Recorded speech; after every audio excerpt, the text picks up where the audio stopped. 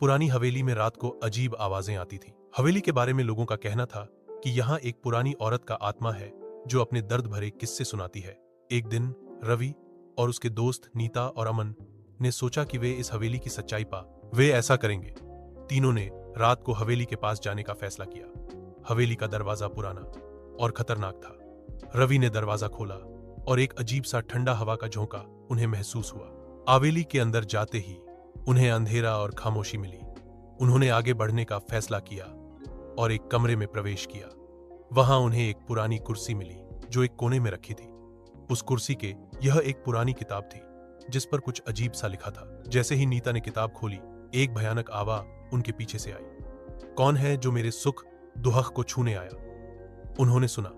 तीनों ने जब उन्होंने देखा तो उन्हें एक बूढ़ी औरत का रूप दिखाई दिया जो हवा में उड़ रही थी। उसकी आंखें लाल थीं और उसका चेहरा भयानक था।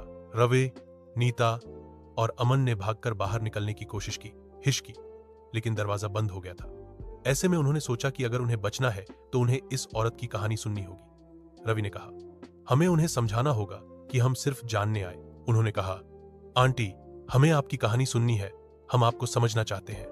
पुरानी औरत ने उन्हें अपने दुख भरे किस्से सुनाए, कैसे उसने अपनी जिंदगी में बहुत सारी तकलीफें ली थी और किस तरह से वह यहां अटक गई। रात भर यूं ही बातें होती रही।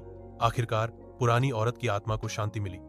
उसने कहा, अब तुम्हें जाने दूंगी, लेकिन याद रखना, हमेशा सच्चाई और दोस्ती की कदर करो। जैसे ही पुरानी औरत की आत्मा शांति पाई, हवेली का दरवाजा खुल गया और तीनों दोस्त बाहर निकल गए। उन्होंने देखा कि हवेली का रूप अब कुछ बड़ा और स्नेह भरा है।